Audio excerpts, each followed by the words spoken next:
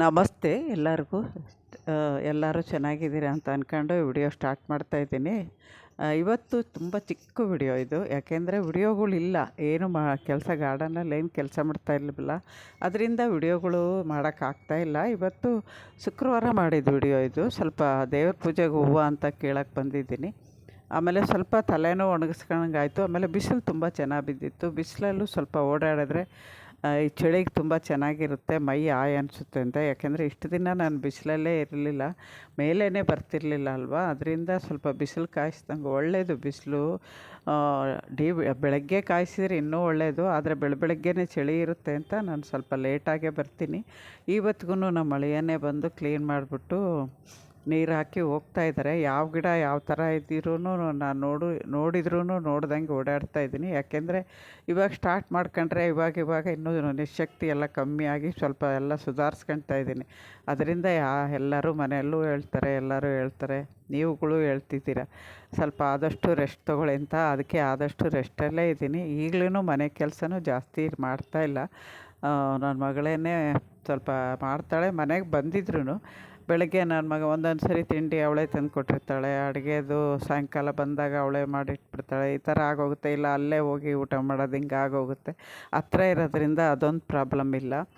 ಆದರೆ ಮನೆಯಲ್ಲಿ ಸ್ವಲ್ಪ ನಾವಿದ್ದರೆ ಕ್ಲೀನಾಗಿರುತ್ತಲ್ಲ ಅನ್ನೋ ಇದಕ್ಕೆ ಬಂದು ಇಲ್ಲಿದ್ದೀನಿ.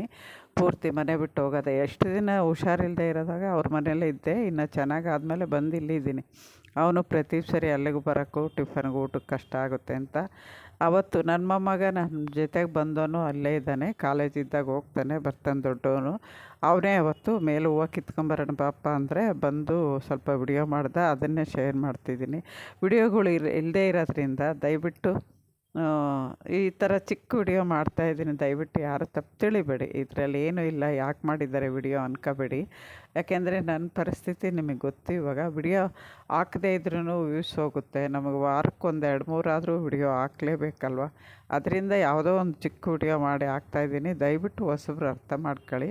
ಹಳೆ ವಿಡಿಯೋಗಳೇ ನಾನು ಪ್ರತಿಯೊಂದು ಕೆಲಸ ಮಾಡೋದು, ಆಮೇಲೆ ಗಿಡಗಳಿಗೆ ಏನೇನು ಯಾವ ಥರ ಬೆಳೆಸ್ಬೇಕು ಅಂತ ಹೇಳಿದ್ದೀನಿ. ಆದರೆ ಇಲ್ಲೂ ಒಂದ್ರಿಗಿನ ನಿಮ್ಗೆ ಯಾವ್ದಾದ್ರು ಗಿಡದ ಬಗ್ಗೆ ಡೌಟ್ ಇದ್ದರೆ ಅಥವಾ ಏನಾದ್ರು ಕೇಳಬೇಕು ಅಂದ್ರಿಗಿನ ಕಮೆಂಟಲ್ಲಿ ಹೇಳಿ. ನಾನು ಅದ್ರ ಬಗ್ಗೆನೂ ನಾನು ಕೂತ್ಕೊಂಡೇ ವಿಡಿಯೋ ಮಾಡಿ ನಿಮಗೆ ತಿಳಿಸ್ತೀನಿ.